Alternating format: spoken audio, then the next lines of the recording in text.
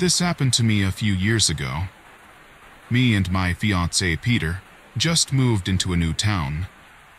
I was quite upset because I missed my hometown.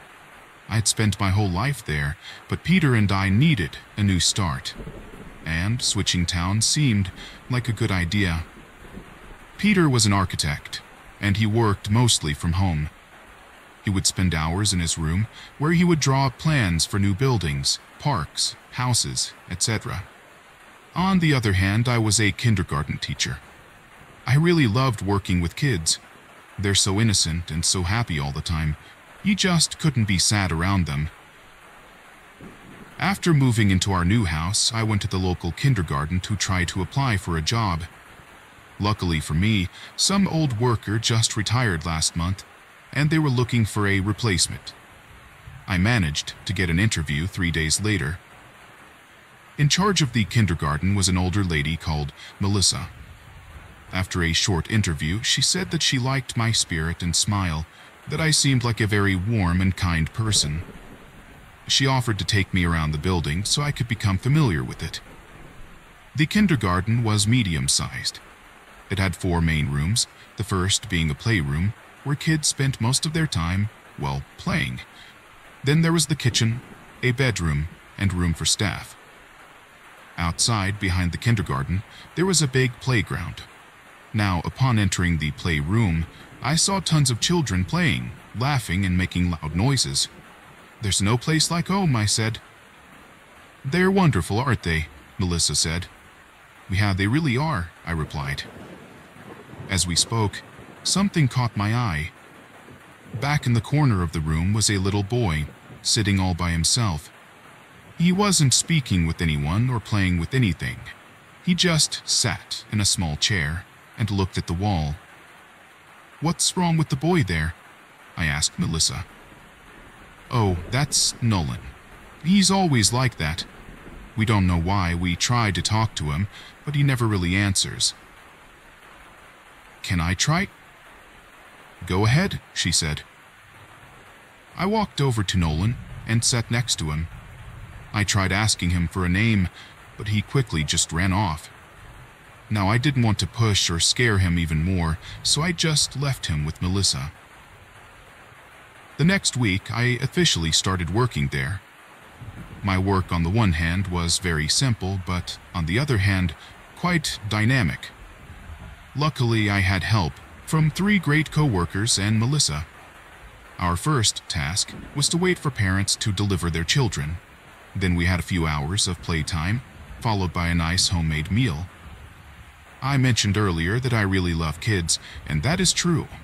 But sometimes my favorite part of the day was when they were sleeping. One coworker would watch the kids sleep, and others would drink coffee in our room. Sometimes you just needed 15 minutes for yourself, you know? The kids got used to me very quickly. It was a small town, so everyone knew each other, which made the place all the more warmer. The only thing that worried me was Nolan. Over the course of the next few weeks, I kept a close eye on him. You see, I noticed that Nolan is always the first kid that comes in and the last kid that leaves kindergarten. I never met his parents because they never showed themselves. The poor kid always needed to walk to our parking lot where his car was parked. What kind of cold parent can you be, I asked myself, to not drive up and pick up your kid? One day on a lunch break, I asked one of my coworkers if she knew something about Nolan's parents. It's a small town. She'll probably know something, I thought. And she did. She said to me that Nolan's mother died last year. The police found her on the floor next to the stairs and presumed she'd fallen. But I don't really believe that, she added quietly. You see, her husband is the worst guy. I heard he drinks too much, and he's aggressive much of the time. He even has history in the mafia. I was shocked to hear that. I couldn't believe what I was hearing. Well, did the police do anything about him? I asked. My coworker explained that neighbors had heard violent noises and screaming a few times in their house before, and they'd even called the police themselves at times. but his wife never said anything against him, so the police couldn't really do much. After that conversation, I looked at Nolan differently. Poor kid. If his father's abusing him, no wonder he's so withdrawn, I thought. In the days that followed, I put in extra effort in order to connect with Nolan. I was constantly trying to play a game with him or talk to him, but I always failed in my attempts. Until one day, Nolan fell from a swing. You see, the only thing Nolan liked were the swings on our playground. After Nolan fell, I quickly rushed over to him, and I saw that he had scratched his knee. "Let me help you," I said. Naturally, he was scared, but eventually, he let me help him. He even told me thanks after that. It was a very big moment for me because that was the first time I'd heard him speak, and even more, it was the first time I felt I'd reached him. From that day on, Nolan and I started playing on a daily basis. He still didn't want to talk much, but his letting me play with them was a big step forward for me. However, one thing still bothered me: his father. I still hadn't met him, as he was always waiting for Nolan in the car. I just wanted a little chat with his dad, just to see what my gut would say about him. My chance finally came on one rainy day. Nolan forgot his umbrella, so I asked him if I could take him to his car with mine. He, of course, hesitated a little, but eventually he agreed.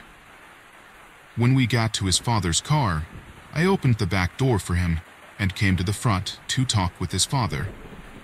I had to knock on his window, and I bent down to talk with him. When his dad opened the window, I was shocked. He was a middle-aged man with a scarred and unshaven face. He wore dirty, ripped clothes, and the worst thing was he smelled like he hadn't washed himself for days. What shocked me even more were the 3 empty bottles of booze in the passenger seat. I was still shocked when he started to yell at me. "So, what do you want? Why are you wasting my time? Speak." He was very mad. "Well, your son forgot his umbrella, so I walked him to the car for you. There's really nothing else I need." The father continued, "Nolan's a real man. A little rain can't hurt him. I get away from here. I'm in a hurry." He then quickly drove away. During dinner with Peter, I was explaining what I'd experienced that day. "I'm afraid he's abusing him. I need to do something. I need to go over to his house and get him out of there," I nervously said. "You know you can't do that. He'll never let you in, and even if he does, what will you do? Just take his kid from him?" he replied. Peter was right, but I also knew I needed to do something. Against Peter's wishes, I took his address from kindergarten and went to Nolan's house the very next day. I didn't know what I would do or even say, but I knew I had to do something. When I came to his house, I couldn't believe what I was seeing. The house in which Nolan and his father lived couldn't even be called a house. It was an old building ready to collapse. I quickly came to the door and started to knock. Nobody answered, so I started to yell. And even then, no one answered. I waited there for about an hour before giving up and going home. For the next couple of weeks, things were the same, until one day something happened. Something that keeps me awake to this day. It was a normal day just like any other. I finished setting up plates for the children to eat when I saw Nolan. I walked over to him and said hi, but then I noticed that he was crying. "What's wrong, Nolan?" I asked. "It hurts," he replied. He held up his arm. I pulled up his sleeve and I saw bruises all over him. I was shocked. I tried asking what happened, but he didn't want to talk with me. In that moment, I decided to run to the office and I found the number for Nolan's father. I really didn't expect an answer, but he actually picked up. I told him I needed him to come in and sign some papers for Nolan. He agreed. I told my coworkers about it, and they said they would support me and help me confront the man. When Nolan's dad arrived, it was late, and all the children had already gone home except for Nolan, of course. I requested that Nolan wait in his dad's car. As I led his dad to our office, my two coworkers joined me. "So were the darned papers?" he asked. "There are no papers. I just wanted to talk with you about something." "Are you abusing your son?" I asked. At that moment, he looked at me so seriously, I froze. "What did you say?" he asked. "I believe that you are abusing your son, sir, and I will call the police." That moment I would remember for the rest of my life, because as I said that, he revealed a huge knife from his pocket and ran right towards me. He slammed me into the wall and choked me. I tried to free myself, but he overpowered me, and as he choked me, my coworker took a vase and smashed it against his head. That temporarily knocked him down, and I was able to escape him. But the moment he stood back up, he stabbed one of my coworkers in the stomach. I was shocked as I saw blood spraying from her. In the heat of the moment, I shoved the man against the chair, and he fell down. That gave me and the other coworker enough time to help our injured friend out of the room. Just as he got up and began to run towards us with that knife, I quickly closed and locked the door. I then took out my phone and called for help, asking for an ambulance and police. Nolan's dad was yelling and screaming from the office. "I'll kill you, you. Do you hear me? Do you hear me? I was shaking.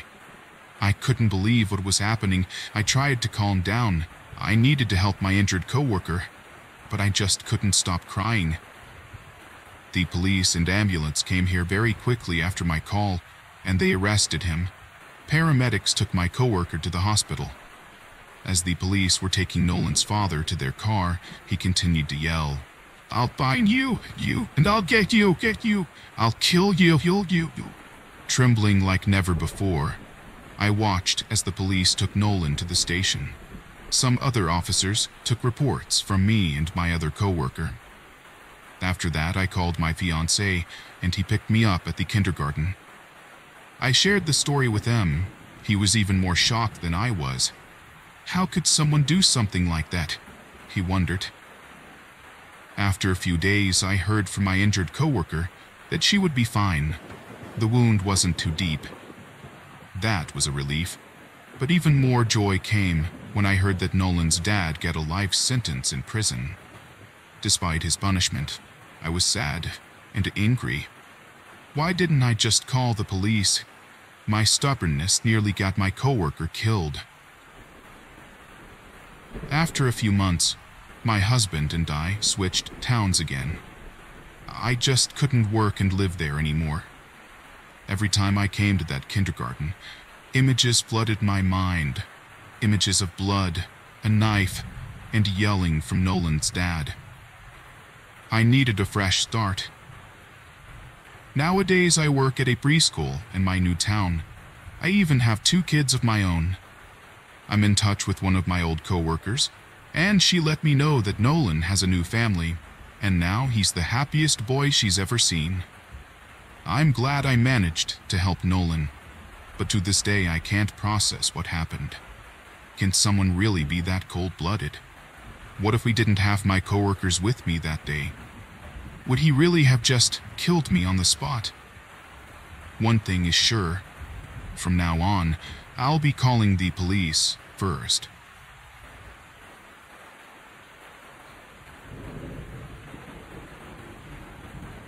From the ages of 21 through 24, my friend Oliver was a police officer. He was older than me, but we were close. He would often tell me about his job, about the good and the bad. But when he turned 23, something changed. One night at around 1:30 a.m., he knocked on my door. It startled me awake. I opened the door and said, Goodness, Oliver, it's the middle of the night. You okay? My tone of voice changed when I saw the look on his face. I told him to come in, and he sat down on the couch. I gave him some hot chocolate and asked him, "What's wrong, Oliver?" He rotated the mug in his hand for a bit, then said, "Abby left me." I sat there for a second. Then he started to cry. I pulled him in for a hug and asked, "Why did she leave?" He sat back up, wiped his tears, and replied, "Because of my experiences on patrols. I've been seeing things. Well, a ghost, I think." I put my hand on his shoulder and said, "Well, tell me about these experiences." He looked at me and hesitated for a minute. Then he began. "Well, it started when we responded to a call of a young lady whose car got flipped. By the time my partner and I arrived, the car was in flames. I tried getting her out, but the heat was too much, and I had no choice but to take cover as the car exploded. I was upset, but I knew I couldn't do anything about it. After that, well, I started to see her everywhere. And she would always have this evil look on her face. I think she was angry with me. The first time I saw her was at home that same night. I just got finished showering, and when I opened the shower curtain, for a split second, I saw her. But she was gone so quickly. When I told Abby, she just said I was seeing things. She started to pop up at the department, the store, even the doctor's office. The second time I saw her was at the department. I was in the bathroom when I looked in the mirror, and I saw her there with that same evil look on her face. I even told my partner, and he laughed, saying, "Dude, you just feel guilty." The next day I saw her in my bedroom. Maybe it was a dream, but I don't think it was. She spoke to me then. She said, "You let me die. Now I will take something from you." That night, my partner and I had the night patrol. We were driving down this dirt road when a man ran across the road, causing me to slam on my brakes. This man ran off into an abandoned house. Worried, the two of us ran after him. We split up, but a couple of minutes later, I heard a gunshot. I ran to make sure my partner was okay. I found him on the ground, a bullet wound to the chest. That man had shot my partner and ran off. I radioed for backup and held my partner in my arms. He said one last thing to me, asking me to tell his mom he loved her. Then he passed away. I felt someone in the room with me then, and when I looked up, I saw that same girl, the same evil grin on her face. She whispered, "Now I've taken something from you." I went home later that night, drowning my sorrows in whiskey. Abby hugged me and said she was sorry. I went back to work a week after and kept seeing her everywhere I went. I was constantly going to the bar. My supervisor told me I needed to take more time off. I did, but it did nothing to ease the pain of losing my partner. Abby was too busy working to listen to me, and I didn't want to burden you at the time. I requested to be a solo officer. I didn't want to have a new partner just yet. One night while on patrol, I looked in the back seat and I found her there, smiling that awful grin. I slammed on the brakes so fast. I then looked in the back seat and saw that she was gone. I even tried going to a therapist, but it didn't do any good. This all happened a year ago, and I'm still seeing her. I should have saved her. Abby finally had enough of me complaining about it. She broke up with me. I didn't know where else to come tonight.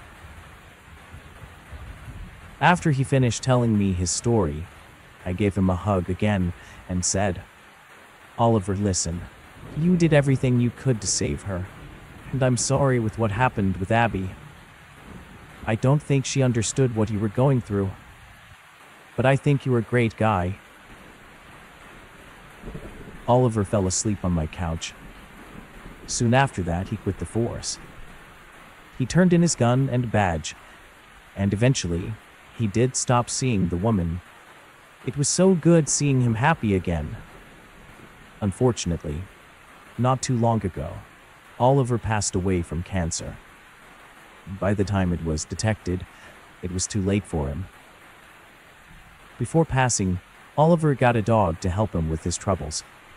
He made me promise if anything happened to him, that I would take the dog, and I kept that promise. Sometimes I can sense Oliver is around me, and I miss him every day.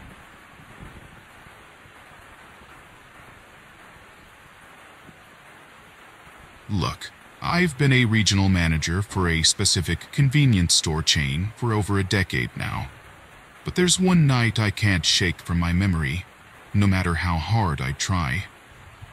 4 years back, when I was 32, something happened on a late-night drive between two of our store locations. The purpose of the trip was simple, just some checking and verification of product manifests. It's the sort of task I've done hundreds of times by then, maybe even more. But that night, it was different. By that point, I'd been with the company for 8 years, worked my way up to where I was.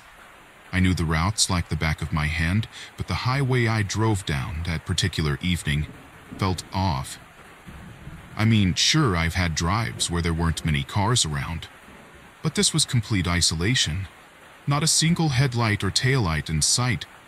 Just me, my car, and the road ahead. I'd always preferred the quiet during these drives, but the unsettling loneliness was actually getting to me. To distract myself, I decided to turn on the radio, even though I usually avoided doing it. You see, my car speakers were busted and emitted this irritating buzzing sound that never failed to get on my nerves. But at the time, I figured that buzz was better than the quiet.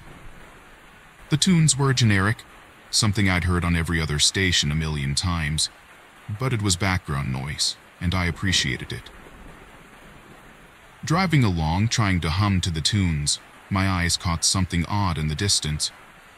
On the shoulder of the road, there was a shape. I squinted, trying to make out what it was. My headlight slowly began to illuminate the scene, and as I get closer, the shape took on the form of a woman, dressed in all white, lying face down in the ditch. My heart raced. A million thoughts ran through my head. Was she hurt? Was there an accident? My foot instinctively eased off the gas pedal, slowing the car. I had to help. What if she needed medical attention? As I drew nearer, the reality of the situation began to sink in.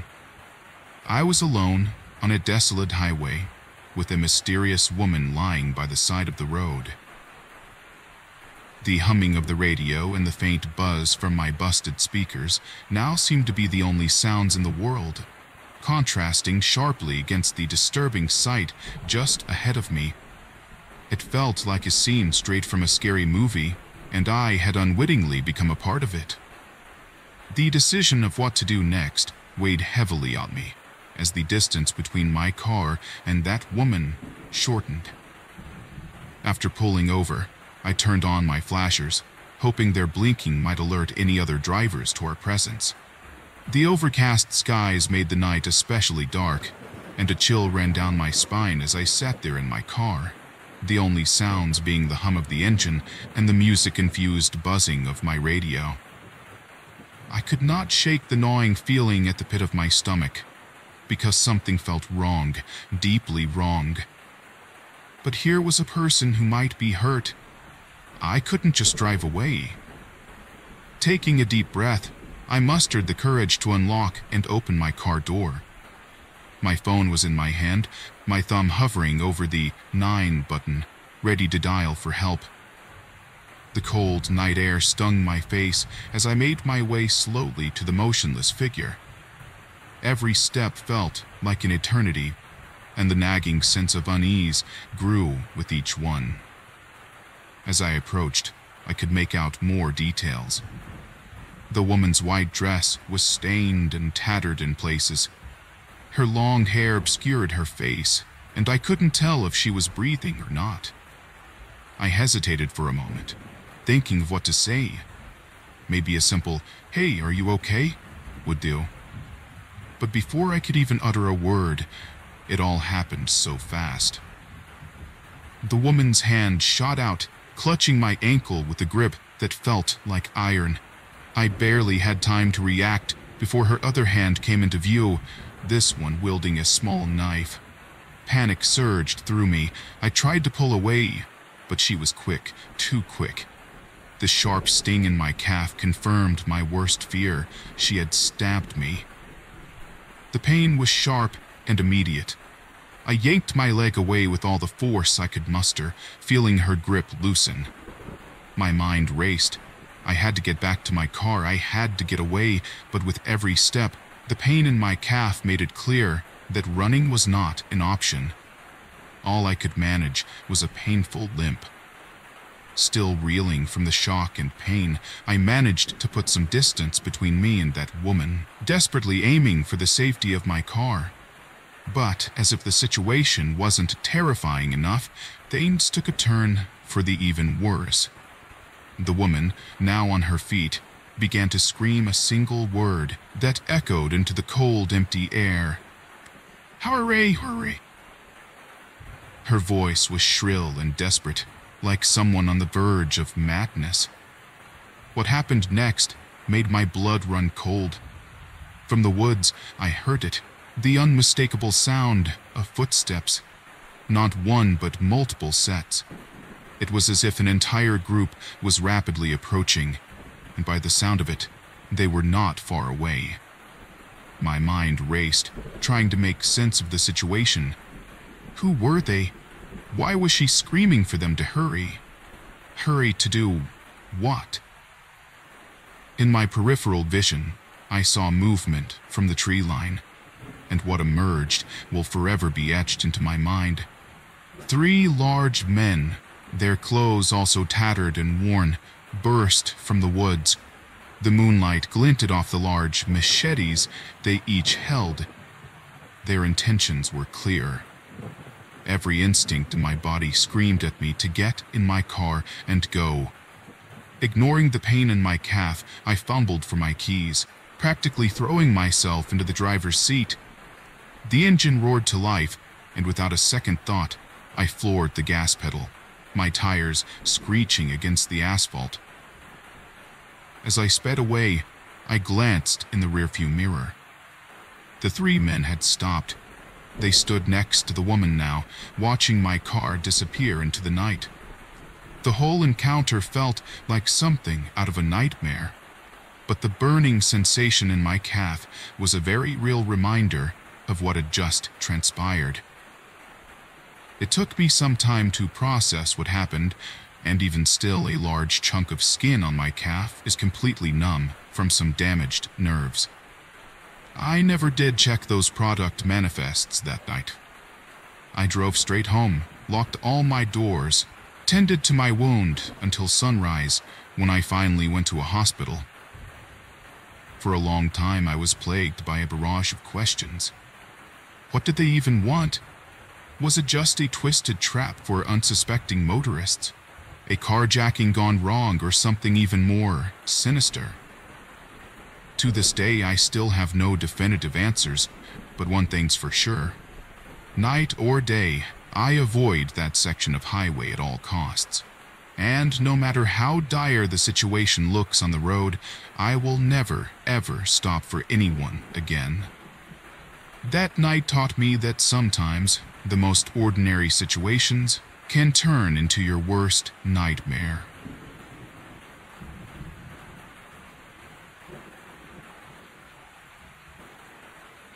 I've always been the kind of person who believes in what they can see and touch.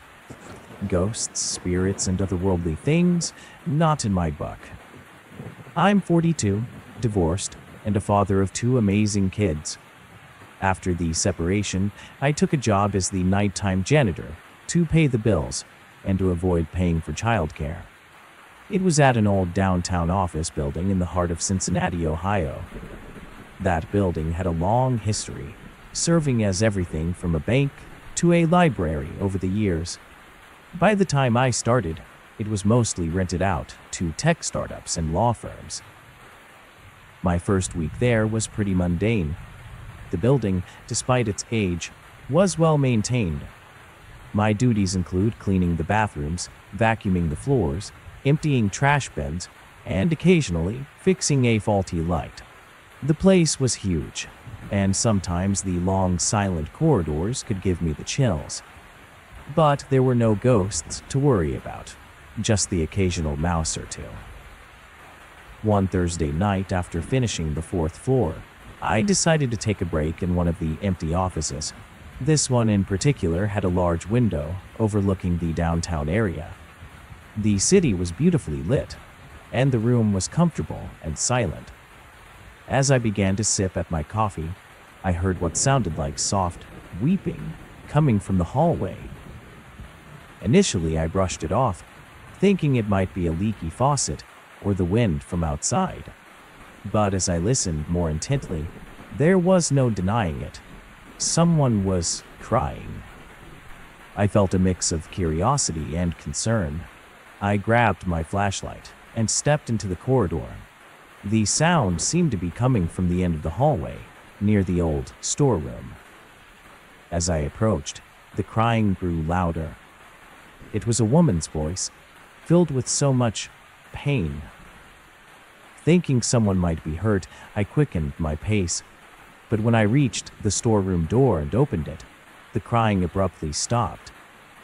The room was empty, save for old furniture and boxes.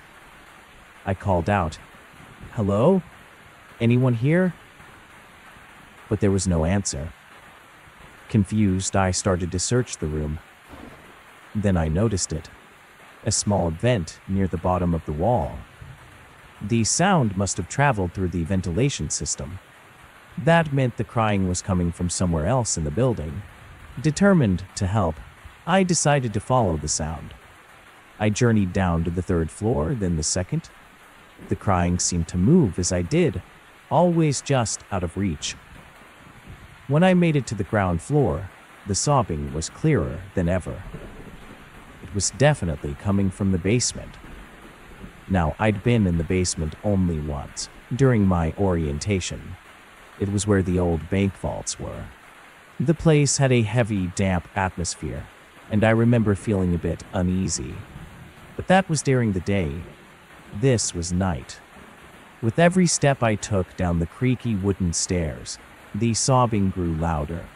But as I reached the basement, there was a sudden shift. The crying was replaced by a chilling silence. So I called out again. "Hello? Do you need help?" No response. With my flashlight guiding me, I walked deeper into the basement. And then I stumbled upon a horrific sight. A small makeshift room had been set up with worn-out carpets and old blankets.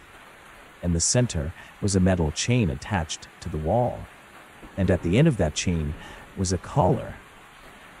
My heart pounded as I realized someone had been held captive here. The crying had to be coming from them. But where were they now? Before I could process everything, I heard a low growl behind me. I spun around and was met with the sinister glare of a man, dirty and unkempt, holding a knife. "You shouldn't be here," he hissed. And that's where my memory fails me, because the next thing I knew, I woke up in a hospital bed. Apparently, a security guard had heard the commotion and found me unconscious in the basement. The police were involved, and an investigation began. I was told the man had been living secretly in the basement for months. The crying? Well, that came from a woman he had kidnapped Thankfully, she was found and rescued from a different location. The man was arrested, but the damage was done. The terror I felt that night would stay with me forever. And as for the building, I never set foot there again.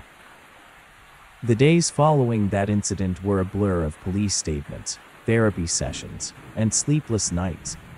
Every time I closed my eyes, I saw that basement, heard the crying, and felt the cold glare of the man with the knife. The trauma left scars on my mind that refused to heal.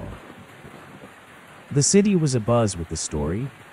It turned out the man was a former employee of one of the tech companies in the building.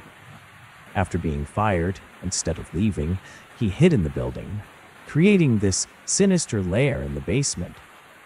Over time, he became obsessed with a coworker, leading to the eventual kidnapping. For weeks after, my kids stayed with their mother. The sight of their dad with hollowed-out eyes and a shaken spirit was too much for them. It was during one of our supervised visits that my daughter, Lily, gave me a drawing. It was of me holding a mop, with a big smile on my face, standing outside the building. "You're my hero, Daddy," she said, "because you found the lady and you made sure she was safe." Her words were a balm to my wounded soul. They reminded me that even in the darkest moments, there's a glimmer of hope and strength. I decided to attend therapy more regularly, focusing on healing and moving forward. As the months passed, I found a new janitorial job at a local high school. The environment was lighter there, and the memories of that fateful night started to fade. While I remained skeptical of the paranormal, I did become a firm believer in monsters, the ones that hide within the hearts of people. One day, as I was cleaning the school gym, I found a note on my cart. It read, "Thank you for saving me that night. Every day I wake up, I'm grateful for your bravery." The note wasn't signed, but I knew who it was from. That simple act of gratitude made me realize, in some twisted way, the incident had brought a deeper sense of purpose to my life. I wasn't just a janitor. I had, at least at one point, been a beacon of hope for someone in their darkest hour. Over time, the scars began to heal. While the memories never truly faded, they became reminders of resilience and the indomitable human spirit. Every so often, when I walk past an old building or hear a distant cry, I'm reminded of that night, of the depths of human cruelty, and of the strength we find in ourselves when faced with unspeakable horror.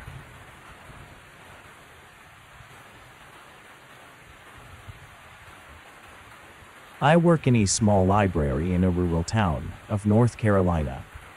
Our town is small, with a population of roughly 2,000.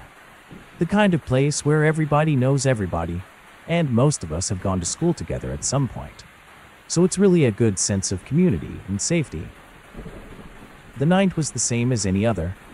I was working overnight, sorting books, logging them into the brand new computer, and getting the other books ready to be sent out the following morning. My book trolley was settled in front of the desk, loaded with books to go back on the shelves, and a few drawings the children made, which was to go on a wall in the children's section. I'd logged in the last book for the evening, looking for my coworker Alex, who usually helped me put some books on the higher shelves. But he was nowhere to be seen.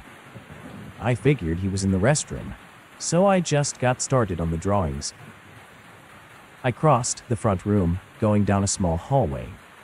I was a bit tired at that point, so I didn't think anything of it when the light in the children's room was off. It took a moment of fumbling before I got the fluorescent lights to burst into life, which revealed that some books had been scattered across the floor, and the character plushies from the top of the shelves had now been placed on top of a few of these scattered books. I was bewildered. I was just in this room earlier in the evening. There were no books or plushies on the floor as I left. Perhaps Alex had accidentally knocked into a shelf. I set the drawings down on a nearby table, and I got to work, putting A Wrinkle in Time, some Narnia books, and a few others back on the shelf. And I even placed a stuffed Pikachu back on its little rocking chair, which was perched atop the manga section. I frowned, wondering how Alex could have been so clumsy. Usually he's a very careful person, but I shrugged it off. I got some thumbtacks from the desk and pinned the drawings up onto the back wall of the room. I then turned, and I heard something shuffling behind me. The Pikachu was back on the floor again. At this point, I was a bit annoyed, confused, even slightly startled. I sat the Pikachu firmly back upon the chair, making sure it wouldn't move again, just in case I hadn't set it in the doll-sized chair before. Maybe I just didn't place it right. "Stay put," I muttered. I looked on my book trolley and picked out a few Animorphs to put back on the shelves. As I turned to put them up, I let out a mix of a gasp of shock and a frustrated grunt. There on the ground was Pikachu again. But in addition to the little yellow mouse, was another plush, now sitting on the rug in the middle of the room. I grabbed my phone, fully convinced that Alex was messing with me. I heard his phone ring across the hallway, and I swear I felt my hands grow cold. He was in the main room, so there was absolutely no way he could have snuck past me like that. "Hello, Heather?" he asked, having picked up his phone. I was at a loss for words for a moment. You're in the main room, right?" He hung up, rather rudely, I thought, and walked into the children's room, looking at me firmly. I was. Why? I pointed at the plushes on the floor. "You're not messing with me? Did we check if everyone was gone from the building?" He walked over, picking up the plushes and sitting them down where they were supposed to go. "Look, I'm sure nobody's in here. We've both walked the building back and forth. And I wasn't messing with you. In fact, when I got out of the bathroom, I came looking for you." I pinched my lips together, firmly, for a second, before deciding to brush this off. Again, maybe I just didn't set the plushes down properly. "Okay, well, take the trolley, and please put up the higher books. I must have not sat them right." He tugged on the metal handle of the trolley, giving me a long look. "I think you might need some rest. This is your third day in a row and you look tired. Why don't you go get some coffee? I've got this." I sighed, pushing my glasses up my nose, before nodding, knowing he was right. "Yeah, thanks for that. I'll take a break in a moment. I have one more book to put back." He nodded, pushing the trolley out the door and down the hallway. I took the last Animorphs book and placed it on the shelf. I then took a glance around the room and nearly lost my nerve. There was a small shadow, barely as tall as my hip, reaching for a plush on the shelf. I froze, not sure what to do, as the plush went to the floor and the shadow seemed to look at me. I lost it. I must have, because all I remember is screaming and the shadow vanishing, sinking into the floor beside the new plush. Alex came running back in, his feet heavy on the wooden floor. Hey, what's wrong? What's Aslan doing on the floor? Heather, did you see something? Did something fall on you?" He was holding a heavy dictionary like a weapon. I stood in absolute, horrified shock, before shaking my head and then telling him what I saw. He walked the aisles with the dictionary held tight in his grip. "I don't see anyone. Are you sure you saw something?" "Yes, I'm sure, Alex." My voice was stern, but I was absolutely shaking. I felt like the air was too thick in the room, so I stepped out into the hallway. "Look, just come with me for the evening, okay? I can't do this today." He looked at me, putting the dictionary down. "I think you need to go home and sleep. Shadow children of all things to see?" I gave a frustrated sigh. "It's true, though." I looked over, seeing a small hand shove a series of unfortunate events onto the floor. Alex whirled around, gaping at the sudden mess. Did you... I was already halfway into the main room, refusing to deal with that. Nope, I'm not dealing with it either, I called back. Alex quickly left the room, joining me in the main room. So, that? Yeah. I knew he didn't have much more to say on the topic, so we just agreed to never speak of it again. Things still happen to this day. Plushes flying off shelves, books toppling over, figures of children, and many other things. I'm starting to get used to it, but it will always send a shot of fear up my spine.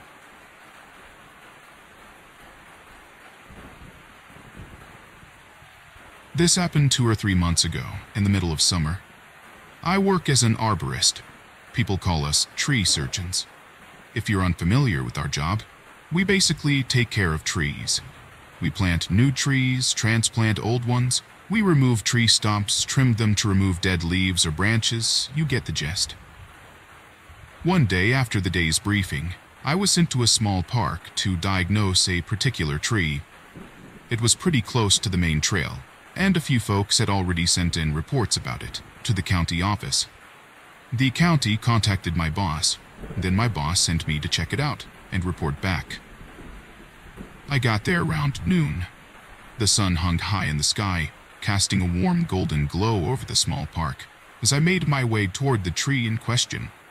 The park itself was beautiful, filled with all sorts of trees and bushes, nestled right in the heart of the town. Lush greenery surrounded me, with a vibrant tapestry of flowers in full bloom. There weren't a lot of people, though. Probably had better things to do than to walk around under the scorching sun. After a bit of a walk, I got to the tree. It stood high on a small hill. As I approached it, I could see why it had become a cause for concern. The leaves that should have been a vibrant green were instead a dull, sickly yellow. Several branches appeared brittle and lifeless, and the bark displayed ominous signs of decay. I took out my notepad and began to jot down my initial observations and thoughts. The tree in question was an old oak, its gnarled trunk telling a story of decades of growth and resilience. The park visitors had clearly grown fond of it, as evidenced by the worn-out bench beneath its shade. As I continued my examination of the tree, I got completely engrossed in my task, completely focused on identifying the source of its distress. It was when I knelt down to inspect the base of the tree, near its roots, that I sensed something was wrong. It was like the air grew still then, and an eerie silence descended upon the entire park. My heart began to beat rapidly, and a sudden feeling of dread started creeping up on me. I glanced around, trying to scan the area for any unusual movement. At first I thought that maybe I was worried over nothing, that my head was just playing tricks on me. But then I heard it, a soft, rhythmic tapping sound, like someone or something was approaching. I stood up slowly, my heart quickening its beat. The tapping grew louder, echoing through the park. Panic began to well up within me as I realized it was only getting closer. Then I saw it. A man stood a few feet ahead of me. I would have said I felt relieved to have someone else there, but I would be lying, because something felt very wrong about him. I couldn't see his face clearly, because his head was in an unnatural position, looking slightly upwards toward the sky. But from what I could see, his face looked off. It looked like an AI tried to recreate a person's face, or if you've tried to remember someone's face from a dream. I tried to speak out, to say hello or can I help you, or do you need something? But no matter how hard I tried, nothing came out of my mouth. I was frozen with fear, something primal, the type of fear I imagine prey animals have when they're face to face with a predator. I was unable to say or do anything. I just stood there, watching him. After about a minute of me staring at the man, something finally happened. The man began to speak, with his head still facing towards the sky. but the words that came out of his mouth didn't sound right. He kept repeating a few lines that didn't correlate to one another, in a shaky, raspy voice.